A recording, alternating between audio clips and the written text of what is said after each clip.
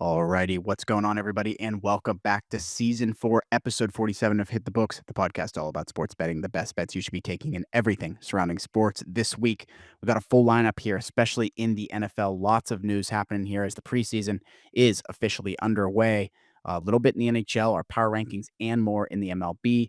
Little news in the NBA, as well as the St. Jude Championship here this weekend in Memphis, Tennessee, in the golf world that we will be touching on here shortly.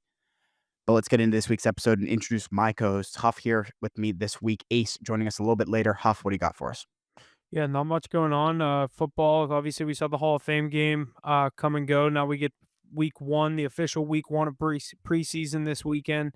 I was really excited for this Steelers preseason to see Will Howard, who unfortunately is going to miss the rest of training camp in the preseason with an injury. So tough to see that situation go down the way it did for him in his rookie year. But other than that, good week in the sports world. A lot of first time winner in the golf world that we'll get into.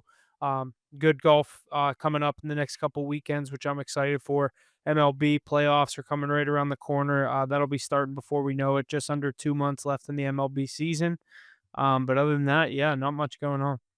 Like I said, we got a full week here, but let's jump into some of this golf news here. Cam Young plus 5,500 wins the 2025 Wyndham Championship to secure his first win of the PGA Tour after 7 career runner-up finishes. Young finishes in dominated fashion by 6 strokes with a winning score of minus 22.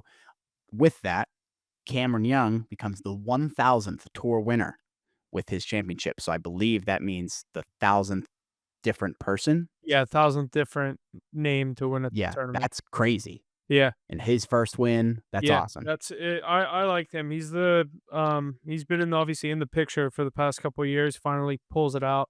It was really never a question either. So good to see him get that win. It was funny after he had the video. They were filming him on the 18th green. He was like laughing. He's like, "Where do I go? I've never done this before." So, he was playing with it a little bit. Good to see him get a win. Um, definitely a guy I root for. Guy I always know before he even really kind of got big. I always noticed him with the MLB patches on his shirt. Thought I was like, "Who the hell is this guy?" It's sponsored by another league, but yeah, good to see him get a win. But on to some good golf this weekend. Let's get into that. Heck yeah. Like you said, great golf this weekend here. The FedEx St. Jude Championship tees off on Thursday at TPC Southwind in Memphis, Tennessee. Let's take a look at these odds this weekend on BetMGM here. Tournament winner, we got Scotty leading the pack here, plus 300. Great value on Scotty here this week. Xander at plus 1,400. Tommy Fleetwood at plus 2,200. Justin Thomas at plus 2,500 with Ludwig Adberg at plus 2,500 as well. Matt Fitzpatrick, 2,500. Russell Henley at 2,500. Matsuyama at 2,800 and Cantley at 2,800. What are you thinking about this matchup here this weekend, Huff? Yeah, this should be a good getting some of the big players back. Scotty Xander, a lot of these other big names towards the top of this leaderboard. I like Scotty at plus 300. I usually give him out every time, and then give kind of a value play. Xander at 14-1 is kind of a nice little odds boost there. But I'm seeing a lot of people betting on Victor Hovland. Of just saw something on Twitter before we started here that he's the most picked player to win this weekend, sitting at plus 3,000 right behind Cantlay and Hideki Matsuyama, who is our defending champion in this tournament. But um, I'm gonna go with Scotty. I also like Ludwig Aberg. What's he sitting at? 2,500. 25. Yeah, I like the odds there. Give me them too. Scotty at plus 300. I'd take that every time. Usually give someone out as a value play. Ludwig's been playing some good golf. Looking to have a plus 2,500, plus 300 going into Sunday. That would be nice. Heck yeah. Going to be a very great weekend here. Like you said, Scotty, great pick. I mean, that's some of the best value I think we've had on him this golf season. Yeah, some of these tournaments he gets down around two something. He was at the U.S. Open. He was at like 300. Is what he was at. But Okay. yeah, Well,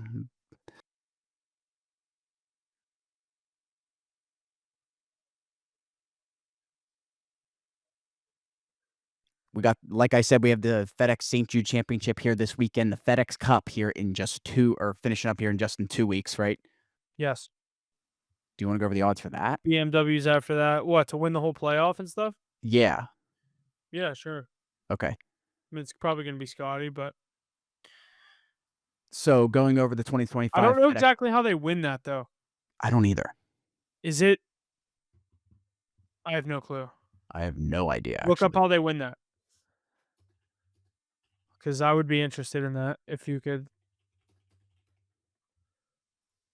Because like someone's gonna win this weekend, that doesn't mean they win the playoff. You know The what I FedEx mean? Cup is a season-long point competition which accumulates with the FedEx Cup playoffs. A series of So it's 3 just events determine points. the FedEx Cup championship. So it's gonna be Scotty. Yeah, okay. I believe, though, like, Rory is close, but he's not playing in this weekend, Yeah. and a couple other guys aren't I that mean, he could close. win like the BMW. That's a big one. Right. So, okay, well, we'll stop there for that.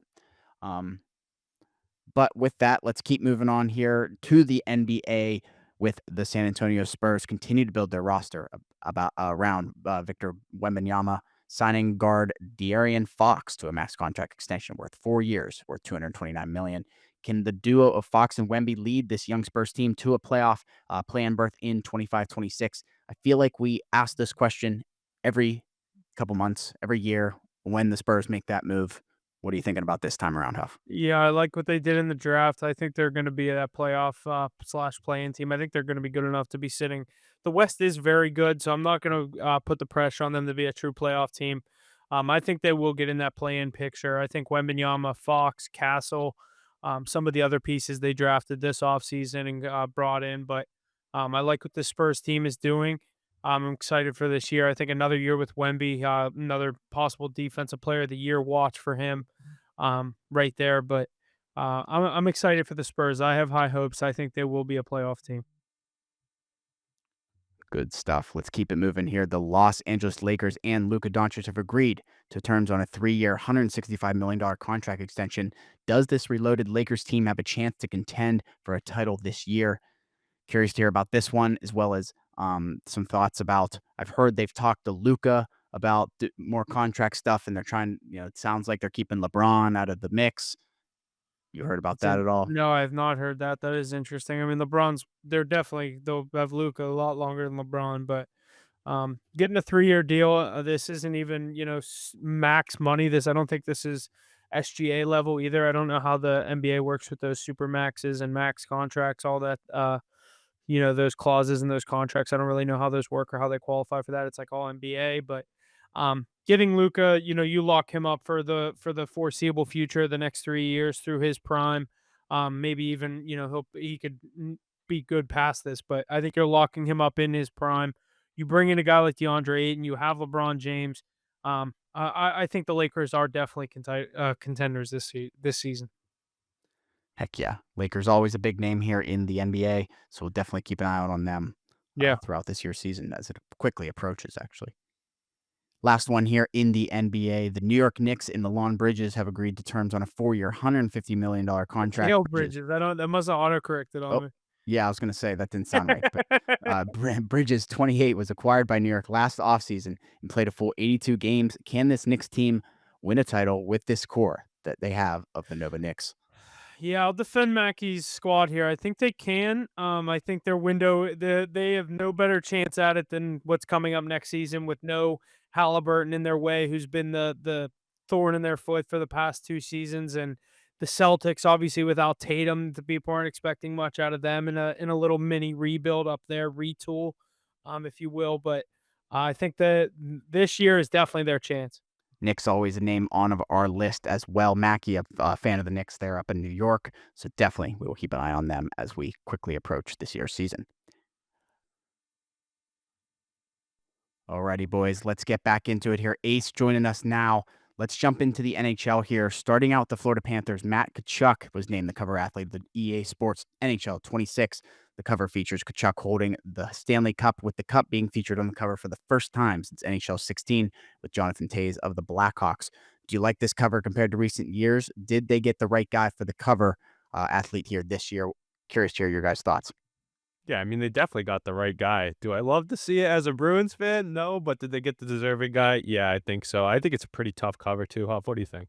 Yeah, I like it. I like seeing the cutback. I think they get it with the back to back. That's was that the last time they did it with the Blackhawks was what was it, 2015, but the game comes out like this is 26, so that game came out in Over a 2015. Was decade that ago. That was the year the Blackhawks, I think, won their second cup in 3 years. I could be wrong. They had a gap in there, but, um, anything's better than I always rip on Mackey's boy Zegras. That boy that cover of NHL 21 with him, I'm trying to look at NHL video game covers by year. The Let me thing look is it they up. do, like, 2, 3 covers now. Yeah, And they There's have I'll the legendary edition this year is actually pretty electric. They have all the Kachucks on it. They got Keith and Brady on it with Matthew. I mean, the Kachucks are just the face of the game right now. We saw what they did in the Four Nations tournament, just drawing in a whole new fan base. The Bash brothers just going at it. I Um, like the yeah, I think that I like this cover. I saw people, like, bashing it. They're like, back to when NHL had good covers, and it was like PK Subban doing like the celebration on yeah. NHL 19. It's like back when they just had the guys do the same celebration or same stance for a different year.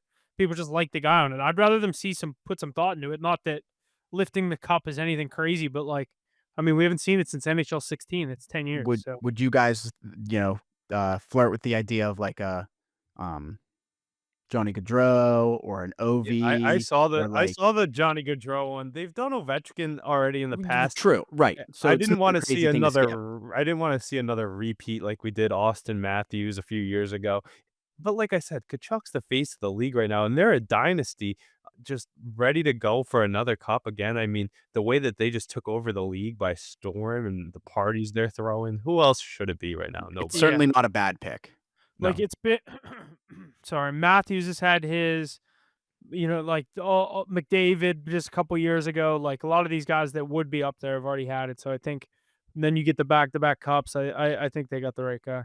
My guy David Pastrnak, you know his cover is coming soon enough, multiple 100-point seasons in a row, the style that he brings to the game, but the aura that Matthew Tkachuk brings about, I mean, he's the man for the job. The gritty style of play, you gotta give it to the South Florida guy.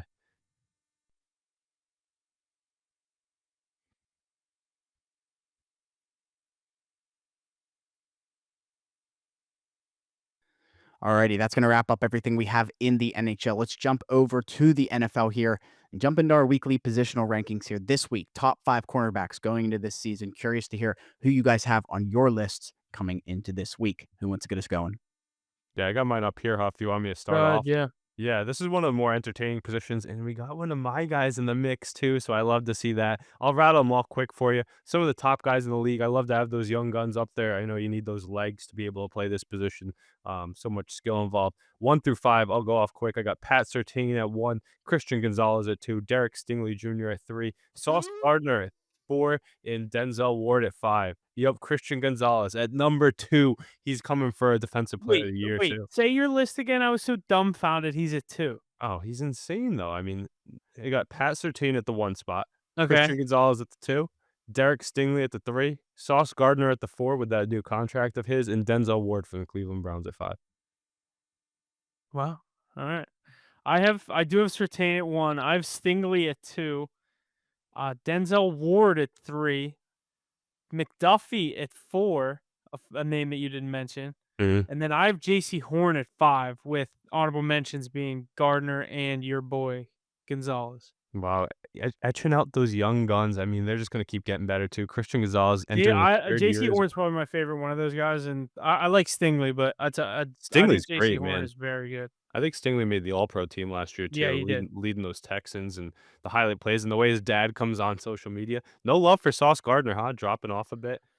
Yeah, I don't know. I wanted to give JC Horn the love there at 5, and I bumped Sauce down to that honorable mention slot. I have McDuffie in my honorable mention list. He could definitely crack it too. I don't think he gets enough star pedigree because he plays on those Kansas City Chiefs led by Yeah, yeah. Mahomes and Chris Jones and Travis Kelsey, but he's definitely up there with the Super Bowl to boot. A couple of guys that I had in the list, you could put either Eagle in that honorable mention spot as well with Cooper DeJean or Quinyon Mitchell. Even though DeJean gets the hype, Quinyon Mitchell is more of a clamp on the outside. People don't even target him. I was even gonna say maybe like Witherspoon up in Seattle. I like him. Jalen Johnson's not bad from the Bears either. Yeah. I think Reed from the Lions. A couple other guys that are still, I think, in the top 10 range. You got Marlon Humphrey. He's still right there. I think Jair Alexander is now out of the top 10. We'll see how he does as a cornerback too. Jalen Ramsey right there as well. But like I said earlier, I tend to lean towards the younger guns in this position. Yeah. And just like going against them, I saw someone quote the other day. They're like, "Who are the top 5 corners you don't want to play against. Everybody has Surtain in that one spot. I mean, he's just that guy. Denzel Ward too. I don't think he gets enough love. I think he's a great corner out there in Cleveland, and you got your hands full when you got to play the likes of Jamar Chase twice a year. So definitely gets a tough roster. But my boy Christian Gonzalez, I think he could even push for that one spot coming up over this next year or two. He is such a freak athlete and just moving on up in those rankings. Heck yeah, lots of good stuff there, boys. Top 5 cornerbacks going into this season. Lots to look forward to as we keep gearing towards this NFL season. Preseason is underway, but we got some more news before we get to that. Holdouts and hold-ins continue. One phase of the process with NFL players trying to get a new deal is requesting a trade from their current team. The most recent players to request trades are in the NFC East. Commanders, wide receiver Terry McLaurin, and Cowboys, edge Michael Parsons, both requesting trades within the past week. Do you see either of these players being traded, or is it just part of the process of players seeking a new and possibly better deal? I think in the Terry McLaurin case, I think he sticks around. He waited so long to get a top quarterback, and you saw the chemistry he had with Jaden Daniels. Why else would you not want to be in this situation? It has everything to do with that piece of paper in front of him that he has to sign and the check they have to write out to him, not for the situation that he's in. Meanwhile, the Michael Parsons situation, I think that's someone that needs to get out of Dallas. A lot of bad blood between them, but we've seen a lot of these antics from Dallas stars before, and Jerry Jones does eventually open up that paycheck, the pocketbook there for him. But, Huff, what do you think about either of these guys leaving the NFC East? I don't think either. I don't think either of them leave. I think it'll be interesting to see how far they're willing to go. Because I think Micah is practicing. Is that correct? Do you know if he is? I think I I saw McLaurin is back at practice, but I yeah, don't think he is practicing. McLaurin's holding in. I think Micah's truly just practicing. I think Mike is less replaceable than Terry McLaurin too, Yeah. because wide receiver position, you always find someone to do it. I know Terry McLaurin's a fringe top 10 wide receiver in the league and how good he is. Micah Parsons is top 5 guaranteed edge rusher in the NFL. One of the top players in the NFL. Imagine if one of our teams landed him, you and I were just throwing that idea, oh, he could be a Steeler or he could be a Patriot. Everybody else licking their chops to see him actually leave. But I really don't see 11 leaving the star. I do not think Jerry Jones will let that happen. Neither do I, but it's crazy how drawn out the We did say though a couple years ago, how are you all gonna these pay guys. Micah, CD, Dak, all these guys? Is it catching up to them? That's the other side of it. Yeah, what are you gonna tie up your money in all these few positions and not And be able to Dak bring has it? already shown he might not be worth that deal in not even next year, this year. That's why they got Joe Milton, who's lighting it up in the camp. So Mackey not here to defend his Dallas Cowboys. I just think it's blasphemous that Micah Parsons would even be on the block. I think that's a guy you ink up. You Did you guys see the just thing today about him going to the Rams? no. Aaron Donald said if the Rams get Micah Parsons, Aaron Donald will come out of retirement to play with Jared Verse, Micah Parsons, Braden Fisk, and Aaron Donald will be their defensive line. Just And because he doesn't want to be quadruple team for once in his yeah, career. exactly. Micah Parsons quote tweeted it and tagged his agent, and he said, "Let's get this done." Yeah, that's crazy. I mean, I really don't think he leaves the Dallas Cowboys. You guys just did it with TJ Watt at his age. When you have a cornerstone piece like that that gets pressure under the quarterback as easily and as often as they do, you keep that guy around long term. If you open up the paychecks for Dak Prescott and CeeDee Lamb, there should be no reason that number 11 is leaving Dallas. I mean, he notes app, dude. He posted the notes app. He no longer wants to be there. A Yeah, his long ass notes app. podcasts, notes. Jerry Jones isn't reading all of that. He's probably hearing all the noise, and it'll happen sooner rather than later. I think within the next couple of weeks, we see him re-sign in Dallas for a long term with a big deal. But Terry McLaurin, on the other hand, that's a very interesting situation. Yeah, you want to keep him around for the chemistry, but like I said, that wide receiver position is so replaceable, and it's tough to tie up your money in that spot too. From a GM perspective, you could afford to let him go, but Jaden Daniels is your guy. You might want to keep him happy. And look at what they just did last year getting to the NFC Championship game. I don't know why you'd shake things up over there. Did you see all the Cowboys players change their Twitter profile pictures to Yeah, they want him to Parsons? stay. They're all like, "Hey, come on, Micah, you're not leaving. There's no way you're going anywhere." But haven't seen too much on the Terry McLaurin front, and I this has love been going. Mackey. I love Mackey. I don't like the Cowboys. I'd love to see him leave. Yeah, I don't think he does though. yeah. Mackey might leave the fandom. I think a lot of them would leave the fan base there if he doesn't end up staying. Yeah. Imagine the package you George have to give up. Would be the reason to stick around then. What package do you have to give up to get either of those guys, though? Instantly, at least a first round pick. That's the other thing. They're gonna have to pay Pickens next offseason unless Yeah, they don't want to keep him. and they just gave up a pretty penny to get him from you guys too. Third round pick. I mean, people throw third round picks around like. Yeah, that's true. I mean, Dude, they it's were saying the Steelers could get Terry McLaurin for a third round pick and Roman Wilson. I'm like, yeah, that's I see Patriots stuff. It's like 4th round pick and yeah, Kendrick like Bourne. he's worth way more than a third round pick in my opinion. But you have to pay him that much money and extend him that long. It's tough to do with a wide receiver. Meanwhile, the package for Micah Parsons, though, in a deal, what do you think you have to give up to It'd get be him? like 2 first rounders, 2 second rounders. Yeah, I think so too. I think you got to give up a lot of draft capital to do that. I don't know. You wouldn't have a draft pick in the next 2 rounds or first 2 rounds for the next 2 years. And you have to have the salary cap to do it. That's why if he does go on the open market, I know my guys would be interested. I know you guys might be too. Our 2 teams in the top 5, top 10 in the league. I don't know where After I this, guess it's all the quarterback money we're not paying right now, but like I think it's this year or next year. The Steelers have like 175 million in cap space. It's insane. yeah, you're gonna be And the just like cap my goes up. Patriots. That's part of it. We just spent the most in free agency, and we still have Yeah. the most on the That's gonna be table. that could be us next year. And we already have a good team. I don't know what the fuck they're gonna do. Yeah, interesting. But I really don't think Micah Parsons leaves. I think he's definitely staying. I wouldn't be surprised to see Terry McLaurin go. I don't think I would let him go personally if I was Washington's brass, but like I said, wide receiver, very replaceable spot. I would, yeah, it's tough. Definitely a tough one there with Terry McLaurin and Micah Parsons. But we will see if anything more develops between now and the beginning of the regular season here. I saw Jerry Jones is not confident that Micah Parsons will start week 1. Michael Parsons. I love Is that what how he he just calls him a different Yeah, name it every was time. hilarious. In the articles, like, you know how they, like, hyphenate a word to show Yeah, that he really yeah, means this? yeah, Like, it's like that yeah. in the articles, and it's hilarious. But anyways, wide receiver Keenan Allen has agreed to terms to return to the LA Chargers, where he played for the first 11 years of his career. In the receiving core of Ladd McConkey, Quentin Johnson, and Keenan Allen helped the Chargers take the next step here in the NFL. What are your guys' thoughts? I love this move. I do you? I don't know if he like is he that big of an addition? I don't think so at this point of his career. Compared to that receiver core that they have, I know they brought Quentin in the Johnson rookies. sucks. Quentin Yeah, Johnson sucks. Ladd McConkey is a star. Ladd McConkey's a stud, but imagine you get Keenan Allen to play second fiddle. He looked really good last year with the Bears, and you knew he was going there. We all knew when he was leaving Chicago after his first stint away from the LA Chargers that he was going right home to play with Justin Herbert. He moves the sticks. He's a reliable target with some of the best hands and runs great routes. I know he's at an older age and is injury prone, but why would you not add this guy? He's sitting right there. He knows the system. He's familiar with the quarterback, and he's still a top-notch receiver. I mean, as your wide receiver 2 or even 3, I think Johnson can only get better. I know that his drops are his issue, but he's actually not a bad receiver outside of that, which is tough to say when your main task is catching the ball. But he's pretty good in the right area, and I think Keenan Allen will be a great add to this group. Couple of rookies flashed out too in that Hall of Fame game. We saw their 5th round pick really step on the scene. They have another fast rookie that's jumping up the depth chart. They go to Marion Hampton. That's pretty good offense over there. And Justin Herbert can sling it. The more options, the better. You just lost Josh Palmer. What's his name? Mike Williams came back and just retired right away too. So why not get this guy? There's a much worse you could do on the waiver wire. Alrighty. Definitely some good stuff there out of the Chargers in that Hall of Fame game. And with this signing, we'll see if it makes any noise.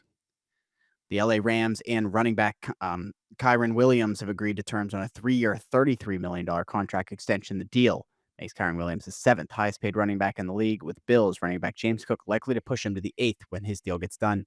Is Kyron close to being a top 5 running back in the league here in terms of skill? What do you think? So underrated. Do you think he's close to top 5? No, I don't think he's close to top 5. I think he's a very solid running back 1. They like to say he's always going to lose his job too. They keep bringing in rookies that are going to push him for a spot. McVay likes to get other guys some looks too. But how productive is he when he's on the field? He's always in the Yeah. end zone. I think he's no brainer top He's like 12, 10. top 12. He's like between 10 and 12, I'd say. I'd say he's probably in that 10, closer to 10. Yeah, 10 to 12 range. You could argue he's a little bit higher, maybe a little Yeah. bit lower, but underappreciated running back for the production he puts up week in and week out. Stud in fantasy, always getting in the end zone, like I said, and very reliable. That offense is so star-studded, but like I'm surprised they spent the money on it. They have the money to spend with such a young defense, but good piece to keep around. Definitely want to keep excelling in the McVay offense. Heck yeah, lots of good stuff there. The Cincinnati Bengals are our next point here. They've signed tight end Noah Fant to a 1-year contract. Fant was released by Seattle after putting up over 500 yards in 2024. Can the former first-round tight end help add to an already stacked Bengals offense? Yes, I mean, Look at what he's done in his career so far. Not too much. Hasn't lived up to the hype. Always seems like he's going to be that next breakout tight end candidate. Dealt with some injuries playing in Denver and Seattle too. Never with the best quarterback situation either. And I think look at what the way they were able to resurrect Mike Gesicki's career. No matter who you throw in that tight end mix, Joe Burrow is slinging the ball because they're always down by a lot of points and they got big offense, big air yards. He's going to slot right in and be a good target for them, I think. I think so too. I think it's a good move. I was kind of surprised when Seattle cut him, but I don't know. 1 year deal. I feel like this happens a lot with those uh, kind of big name tight ends that that don't make the top echelon of the NFL or their position. I feel like he never really reached that full potential. Um, but yeah, I think this is a good ad for the Bengals. Unless you're Kyle Pitts, then they usually tend to move on from, tight ends who don't live up to their draft stock right away. Yeah. But with T. Higgins, Jamar Chase running around out there, you got Chase Brown, Yossi Vash. It's just another target to add to the mix for Joe Burrow, and what else is gonna do? I have Joe Burrow having a very big year this season. I think Noah Fant will be a beneficiary of receiving some of those passes. Heck yeah, hopefully the Bengals can make a little bit bigger of a splash coming into this season than last year here. But like I said, the NFL preseason is happening now. The Hall of Fame game is starting us off, but fully getting underway here this weekend. 3 games on Thursday, 3 on Friday, and 8 on Saturday, with 2 on Sunday. When you're listening, this will be officially 28 days from Cowboys and Eagles for the kickoff of the NFL regular season. And with that, we're ready to begin looking at some NFL awards coming in the season, starting this week with MVP, Offensive Player of the Year, and Offensive Rookie of the Year here. I have the MVP odds here with me. Lamar Jackson leading the pack at plus 550. Joe Burrow and Josh Allen right behind him at plus 600. Patrick Mahomes at plus 650. Jaden Daniels at plus 850. And then we jump to Justin Herbert and Jalen Hurts at plus 2,000. Any thoughts on who may be the regular season MVP here this season? Just a quick question, who's the first position player that's not a quarterback that's on there for odds? Is it Saquon? I'm CJ looking at it right Stroud, now. Jordan Love, Brock Saquon, Purdy. same odds as your boy Drake May. That's Oh my crazy. God. It's a quarterback award. We say it year in and year out. That's why you know who my dark horse is for MVP. I won't say my regular one right away, who I think's going to win the MVP. Dark horse though, if he can stay fully healthy with the depleted weapons, he's pushed for this award before. Christian McCaffrey. I know there's a lot of doubt because he can't stay on the field every week, but he's shown that when he plays a full regular season, he can put up the stats to be in that MVP conversation. And I think he's gonna have a really big bounce back year, comeback player of the year potentially. Plus 15,000 for McCaffrey. Yeah, not a bad dart throw. But like I said, the injuries and whatnot definitely scares you. My actual MVP pick, I alluded to it earlier, I do think it's going to be Joe Burrow. Coming off of a season where one of the best quarterbacks in the league didn't make the playoffs, I'm projecting the Bengals to have double-digit wins this season, potentially push for the AFC North, and definitely a playoff berth. Joe Burrow, he had a great season last year. If he was in the playoffs, he might have stolen that MVP award from Josh Allen. But with his full supporting cast, another weapon in Noah Fant, like we said, I think him and Jamar Chase are just going to absolutely tear it up. Lighter schedule this year too, after finishing in the bottom of the division. Yeah, give me Joe Burrow here, plus 600. Love that value. I think he continues to showcase why he's one of the best in the league and potentially the second best quarterback behind Patrick Mahomes. Yeah, I like the Burrow pick. The value pick I was going to give out is I like CJ Stroud plus 2,500. You think he has a big bounce back season? A little bit of a Yeah, sophomore slump. They still made the yeah, playoffs, but I think another year in that offense, third year. You still have Nico Collins. You could bring in guys like Chubb. They have Mixon. I know one of them's hurt. But that receiving core, I like what they're doing down there. A team that's probably going to win their division that we both like to win the AFC South. mhm. I think they play in that. I think it's a dome down there in Houston, right? NRG Stadium. Is that always a dome, or is that place open up too? It's a really good question. I don't I know think if it it opens. might be retractable. I'll tell you what. Aside from the point, I think they score a lot of points. I think that's a high flying offense. Yes, the I roof could see opens. I could see the Kept odds closed drop during on games. Stroud a couple weeks into the season. I'll tell you what though, Huff. You know what you really got to pay attention to? They just lost Stephon Diggs. They just lost Tank Dell for the year after he got hurt late in the season. Last year they were without Nico Collins for a while. We need Nico Collins to stay healthy for him to have a chance to push for this I award. was gonna say, does I mean, if you definitely need Nico Collins, but does losing those other guys almost help his stock if he puts up the same numbers? If he can put up the same numbers without that supporting cast, definitely. I know they brought Yeah, in a rookie you know what I receiver as mean. well. Mixing on the table to start doesn't help, but maybe I think Mechie's healthy finally. I think he'll be finally. sliding into that mix. I mean, he was a freak in college. He just had some Who crazy injury or illness. I don't remember exactly what happened to him, but um, he should be healthy this year. I like that. plus 20. I'd like to see a little higher, maybe plus 3,000. Shop your odds on those kinds of futures that where it's like 2,500. You could look at DraftKings and it's plus 3,500. Yeah, and they drafted Jaden Higgins. I saw some stuff on him. I think he might be a pretty decent add to their receiving core as well. I saw a lot of people in Jordan Love. I'm not buying that for MVP. No, but Jaden Higgins coming in the second round. I think he's going to make some noise alongside Nico Collins without Tank Dell this year. Yeah. Hopefully Michi can stay healthy too. But I like CJ Stroud to have a big bounce back year. Do I think he puts up the numbers to be an MVP? I don't know. He's more of a guy that plays the game the right way to win the game, kind of like a Jalen Hurts almost. Maybe he gets some more rushing touchdowns with Mixon out to begin the year. But I think They that win a team's lot of games, and I mean, that's how you win the MVP. You win a lot in of the games, you put up a easiest lot of yards. division in the NFL as well. Yeah. That You win definitely your helps. division, like stuff like that. So Be interesting to see. But I like that pick. Not I a think he'll bad be in the thought. picture. I think that's a good value pick. I Who don't would you think go he'll with be outside of I outside of a like Burrow. I think quarterback? Burrow. I think Burrow. I think he has to get one. He Out he could have got it last year, and they didn't give it to him. Yeah, I think he has a huge season as well. But outside of a quarterback, if there was anybody that could push for the MVP, who would you go with? Outside of quarterback, Yeah. Jamar. Oh, that's not a bad pick either. You think, yeah, but if he's putting up big numbers, that means Joe Burrow's numbers are Burrow's already going to win the astronomical. MVP. Yeah. Yeah, but that's a good Unless take. it's like all to Jamar. You know what Yeah, I like mean? he has a Like Burrow record-breaking throws season. whatever, 60 touchdowns and 35 of them are to Jamar Chase Yeah, if he has a record-breaking season, with maybe you like could push for it. 5,000 yards, like some crazy yards. Like you'd have Video to. game numbers from Jamar Yeah. Chase, and he steals the award. He We'll does it a see. lot. I mean, I've seen him put up video game numbers. Yeah, I'm going. He's I'm had a going Joe Burrow here 56 though. fantasy point game before. Yeah, Joe Burrow's my pick here. I think that's a safe one. Plus 600, good value too. Yeah, it kills me that the Bengals are in our division. I love that duo is so fun to watch. So I feel about Josh Allen right there with you, buddy. Lots of good stuff there out of the MVP. Next up is the Offensive Player of the Year here. Saquon Barkley leading the pack at plus 500. Jahmyr Gibbs at plus 1,000. Jamar Chase plus 1,000. Derrick Henry plus 1,400. Bijan Robinson at plus 1,500. Justin Jefferson at plus 1,600. Christian McCaffrey and Nico Collins plus 1,800. And Puka Nacua at plus 2,000. I'm going to stick with a quarterback here, which is weird to say for the Offensive Player of the Year because usually they give the MVP to the quarterback and then they give the Offensive Player of the Year to the best non-quarterback. But you know who I think could really push for it, and he could be a dark horse for an MVP candidate as well, is Baker Mayfield. With the supporting cast that he has, his odds are probably pretty crazy too. And look at what he has around him. Godwin's going to be coming back. He has Mike Evans. They drafted Ibuka out of Plus Ohio State. 10,000. Yeah, I think Baker Mayfield's going to have a crazy season this year. He just slings it. When's the last time a quarterback's won this award, Jesse? Can you look that up? Last I time a think quarterback's won the Offensive Player of the Year. so. Maybe he can make more of a push for the MVP award if he has a crazy season. But I just think Baker Mayfield is a great year this year. Yeah. I like two guys here, and they're both at the top of the leaderboard. Jahmyr Gibbs plus 1,000, Jamar Chase plus 1,000. Mahomes won it in 2018. Oh, well, okay. Huff, Was could that you his, speak? was that his 50 touchdown year?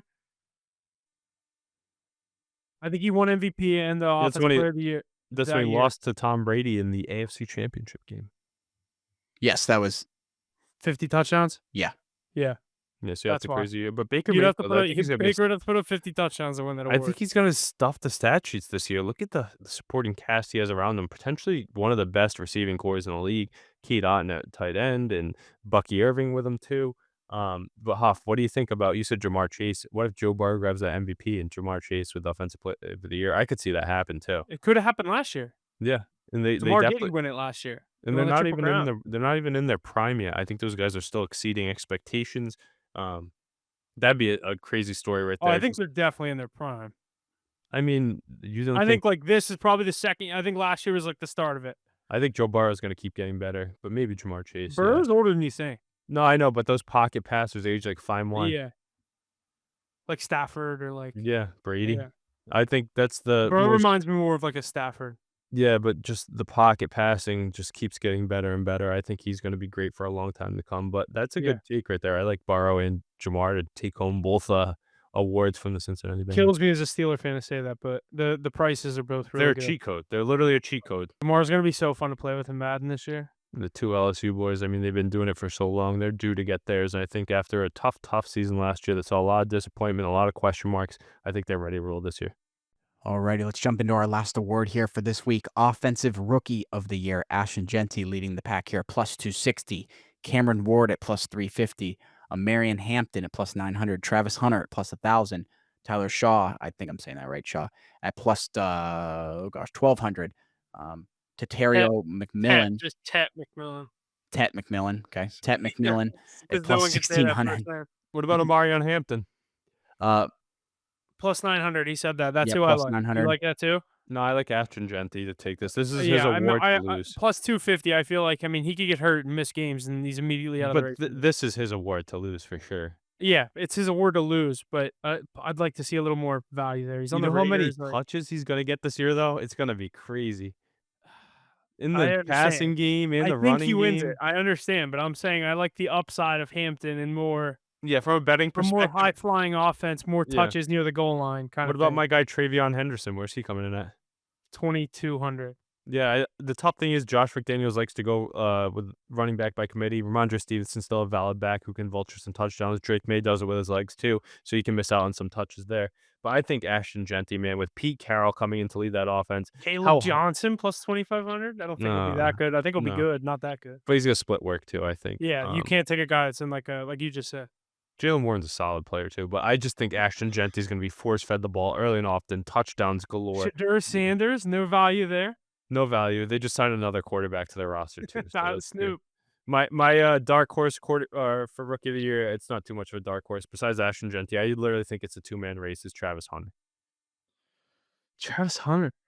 Yeah, I think he's gonna be electric. He's gonna find the end zone a lot. How often are we gonna see videos of Travis Hunter hitting some crazy cellular Yeah, that no, neighbors I nice and think it not? would be cool. Go Heisman, offensive rookie of the year. Yeah, I think that could definitely happen, and they're gonna force feed him the ball to get in the end Pat zone. McMillan, I think that's another good one. He's gonna get a lot of touches in in Carolina. I know this you could use this argument for Hunter too, but I think he's gonna have a little bit more competition too. You still got Leggett, you got Jimmy Horn who's coming on. I think he's gonna be an impact receiver as well, and you got Adam Thielen in the mix. Chuba Hubbard's strong too. We both think Bryce Young's gonna snap off this year, Yeah, the but thing about the argument for Hunter is the Jaguars Brian have Brian like a Thomas legit Jr. one. Yeah. Yeah, yeah. No, I agree with you.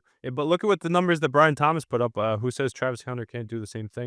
And Yeah. maybe this is the year Trevor Lawrence kind of turns it around, and maybe you get a little bit of flash. I know it's offensive rookie I of the like year. that Jags team. I just hate their uniforms. Worst uniforms in the NFL. In a team that's just destined to fail. It's just one of those franchises that Yeah, I can't just really like ever a lot of figure their it out. players. Agreed.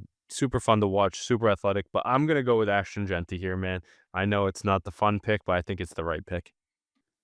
Alrighty, lots of good stuff with our awards here this week. MVP, Offensive Player of the Year, and Offensive Rookie of the Year. Make sure you tune in next week for our Defensive Player of the Year, Defensive Rookie of the Year, and Comeback Player of the Year as we continue through these NFL awards gearing towards this season. We got one more point here in the NFL. The NFL continues to introduce changes aimed at improving the overall product for fans and players alike. One of the most notable innovations this preseason came during the opening exhibition game between the Los Angeles Chargers and Detroit Lions, where the league tested a first down system that eliminated traditional chains, relying instead on digital technology while keeping the old markers as a backup. Now, in a separate move, the NFL has announced a ban on the use of smelling salts. Long popular among players as a pregame stimulant, these ammonia-based capsules, widely used to jolt players into heightened alertness before playoff or before kickoff, will no longer be permitted on the sidelines or in locker rooms during games. The decision has drawn mixed reactions, particularly from players who relied on the practice as a part of their in-game routine. San Francisco 49ers tight end George Kittle expressed his frustrations publicly. Curious, what do you guys think about the first down changes? And do you know anything about the smelling salt stuff and why people are so that upset about it? Because it That's doesn't No, do but what they actually think I it love does a to good them. smelling salt. I don't know why they would ban that. that's crazy. The Because it's NHL not would. supposed to be used for that. Yeah, the NHL would never institute this rule. The NFL, though, I'm surprised. I mean, maybe it's just about the image. I mean, you still get people walking around with Zyn tins and other types of skull and stuff like that. I know there's Adrian Peterson pictures that are notorious for that.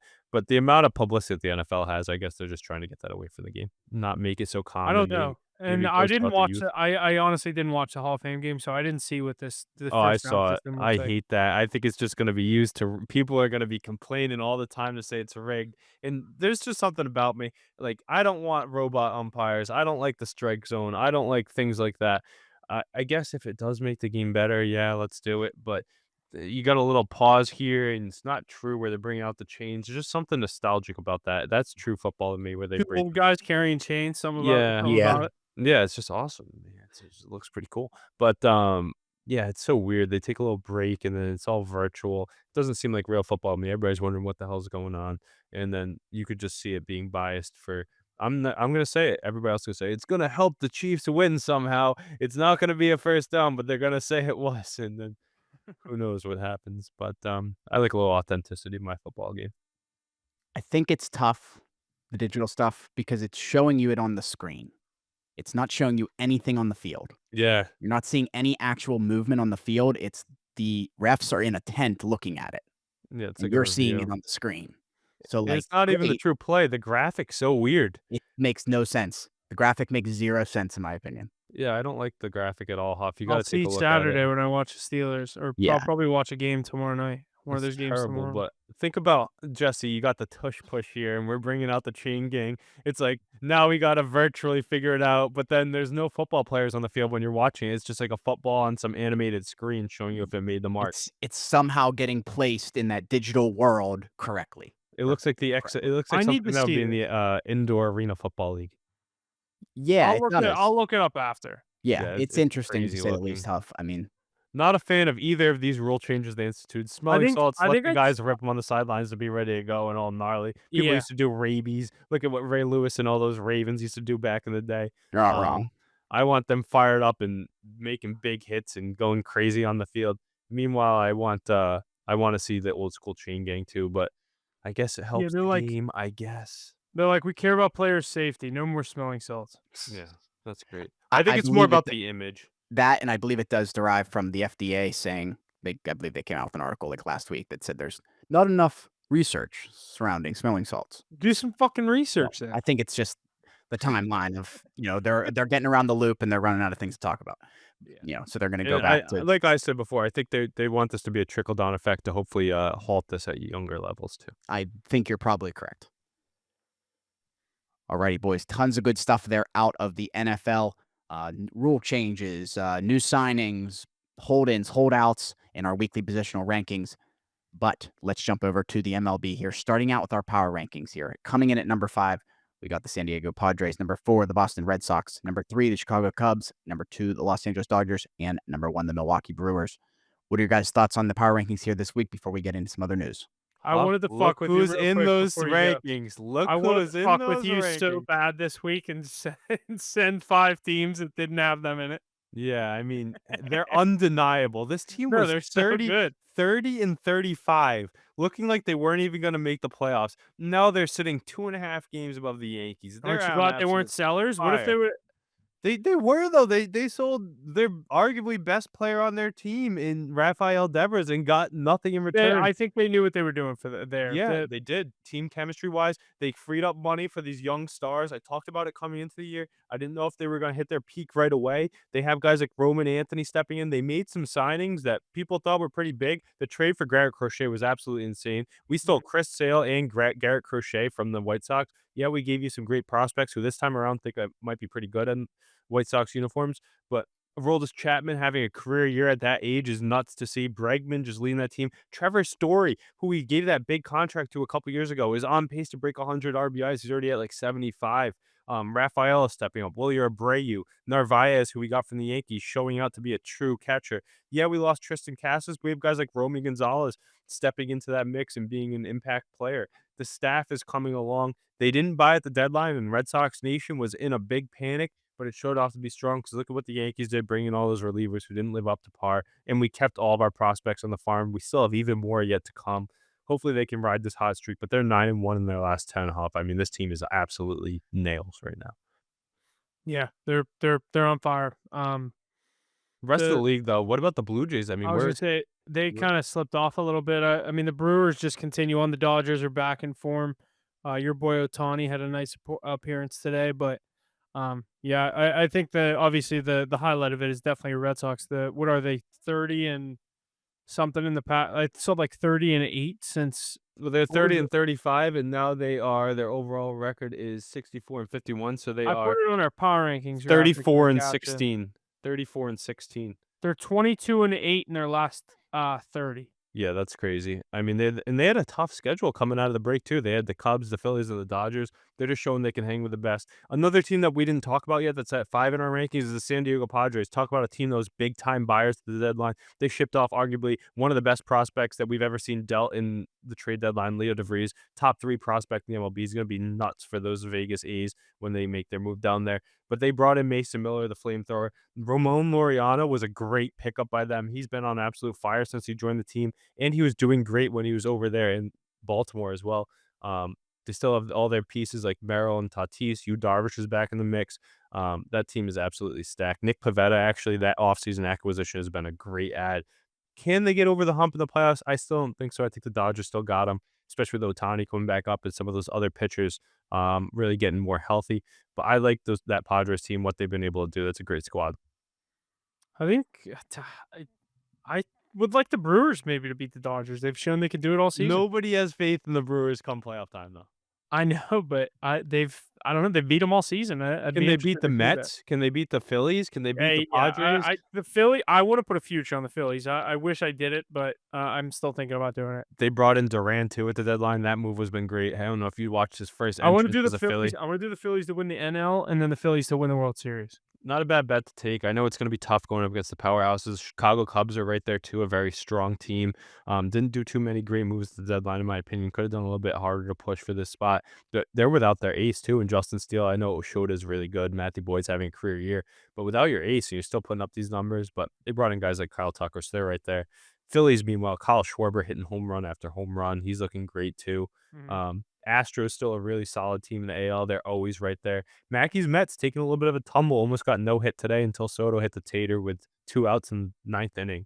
But I still think that's a really good team in the MLB. Seattle Mariners, they bought at the deadline with Suarez and Naylor, who have looked great in those uniforms so far.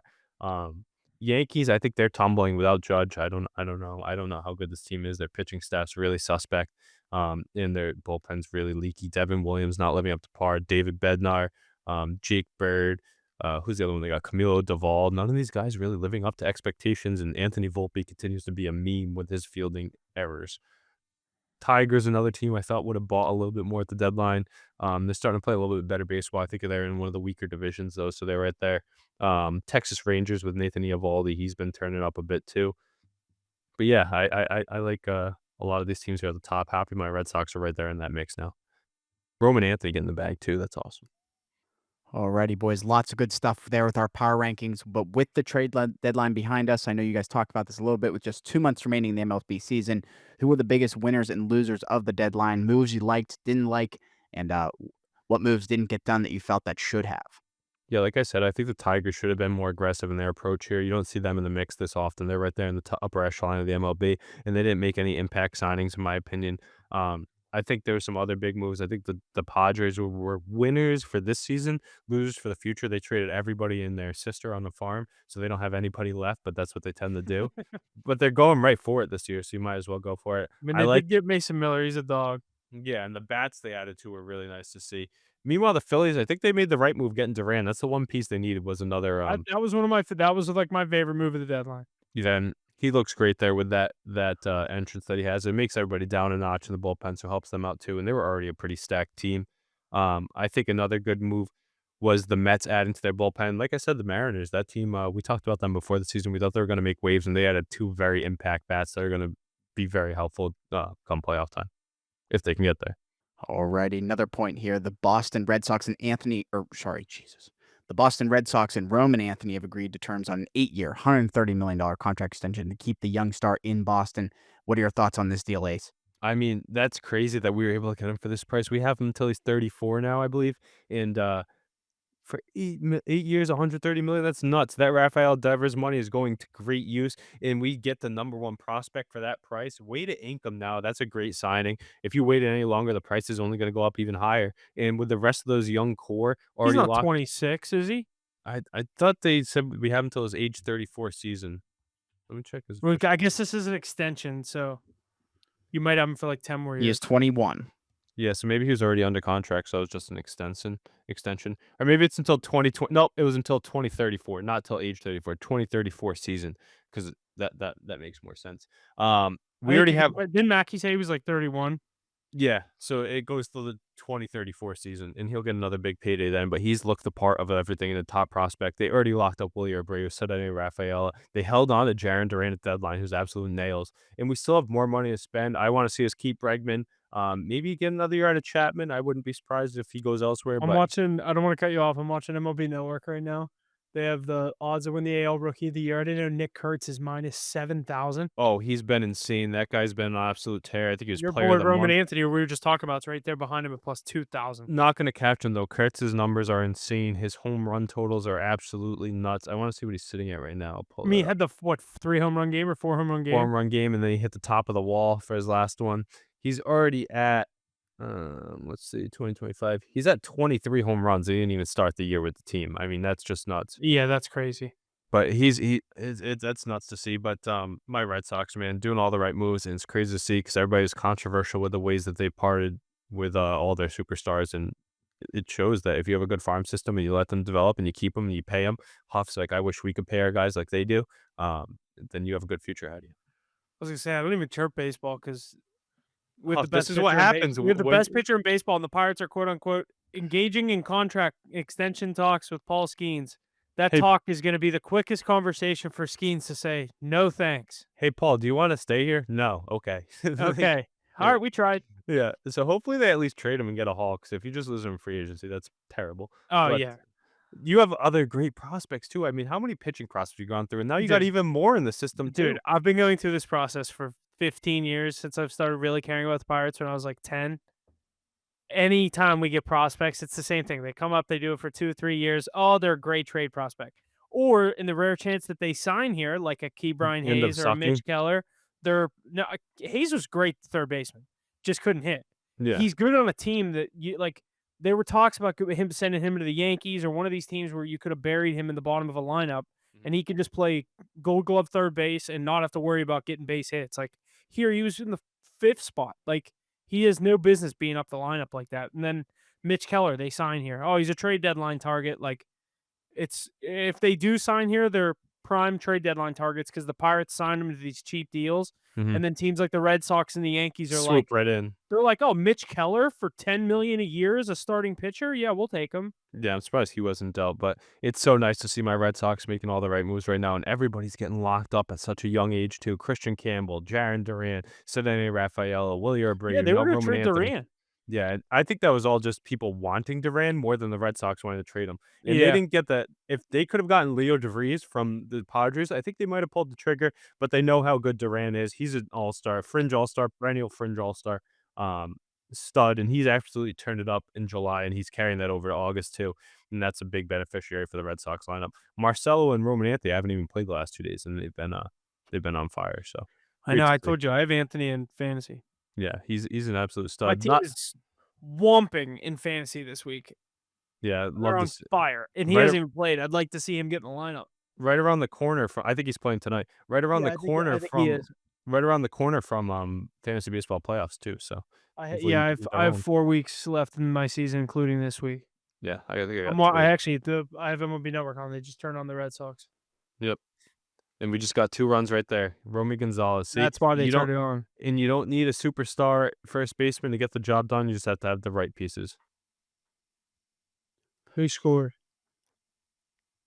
Definitely a solid extension there for the Red Sox and Roman Anthony. Great price and a great player there. But let's keep it moving here. The Atlanta Braves won the inaugural MLB Speedway Classic at Bristol Motor Speedway in Bristol, Tennessee. The game, originally scheduled for Saturday, was rained out after the first inning. The game was completed on Sunday with Atlanta taking home a 4-2 victory over the Reds. What do you guys think of the game? Is this something you'd like to see each year? I heard people were calling it the Fire Fest of baseball. Yeah, I saw that. They ran out Hot of dogs, food on no the first buns? day. Yeah, hot dogs, no buns, chips, no cheese, none of the special foods that they were told that was gonna be there. Expensive parking, not that expensive tickets. Yeah, that's Um, crazy because you would think a place that hosts such big events would be ready to handle this, right, but and it maybe wasn't even full. yeah, maybe it was just over Like, anticipated by the MLB not handling it correctly. Not 2 of the biggest markets either that were playing Did the you see game. what some of the views from the seats looked like? Yeah, crazy. crazy. That's why I they were saw so cheap. I saw the picture, the guy's always taking, like, bad seats. Yeah, He's, yeah, like, a mile away from the fucking strike zone. He goes, "Come on, ump, that's strike." yeah. You're just there for the atmosphere at that point. I like the hats that they put together though with the flames and the The hats. uniforms, they killed that. They executed all of that. My thing was, I'm sitting around watching that on Saturday, waiting in this rain delay.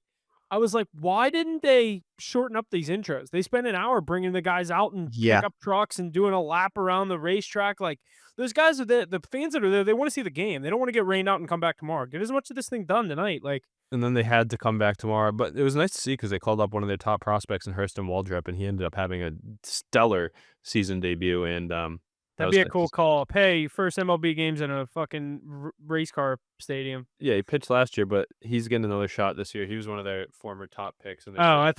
I thought you were saying he's like a Season debut, but he was one of their yeah. top prospects, and he's been nails in AAA this year, and he came up and was a stud, so it was nice to see, but I think it's pretty cool. Figure out your venue, MLB. Come on, can't be letting people down like that. But I think it's just a cool setup, and they can only I get think the go Field up of from Dreams here. game should be like the Winter Classic every year. They said that I agree with you. supposedly it wasn't there this year or next year because they're putting a bunch of money into there because apparently the MLB is going to try to do something there every year. They that should and I though. believe there's a festival there this summer Okay. Oh, or interesting. some of some I sort. heard the MLB invested a shit ton of money in that property. Yeah, I think you're correct. Interesting. So we'll definitely hear more about that because I've heard things about the Field of Dreams is a thing. Like, it's gonna come back. And like Right Hand Up, I'm not the biggest movie guy, never seen the movie. I just thought the Great movie. whole vibe of it was cool. Yeah. Heck yeah. I The think Field that of Dreams game. baseball, one of the oldest games too. I mean, that's something you want to see. Alrighty, boys. Lots of great stuff there out of the MLBR power rankings. Trade deadlines behind us, and the season is wrapping up here. Just 2 months remaining, but that's all we got in the MLB here. I think that's everything we got here this week. Yeah, anything else to add before we get out of here, guys? No, No, I think that's gonna do it. Thanks for listening. We'll see you guys next week. HitTheBooks.pod on Instagram, HitTheBooks Sports on TikTok and YouTube. And like I said, we'll see you guys next week. yeah, keep watching these Red Sox roll, and hopefully I can cash this bet, Huff. I think I got you beat with those Pirates. Mackey tried to jump in with the Mets and the Red Sox, and now I it's think going to you're come safe down to with the the wire. Pirates, yeah. It's going to be coming down to the wire with the New York Mets, though. I knew not to make that bet this year. Last year there was the Red Sox didn't like have hope last year, and then you got Crochet. I'm like, you're gonna have a Cy Young pitcher. Yeah. I mean, the Pirates probably he's up there too. He could win the Yeah. Cy Young this year. Hey, but you got one of those too. We got a lot more. shit. We got a lot more around them, though. You have a buddy. team that knows how to build a baseball team. You should have just tailed me and went against Mackey because that's going to be fun to follow down the stretch. Two teams that are looking to cash their tickets to get to the playoffs, but a big month of baseball here. Roster's expanding here soon, too, so that's going to be Yeah. fun to see when everybody gets called up. But going to be a fun few months here.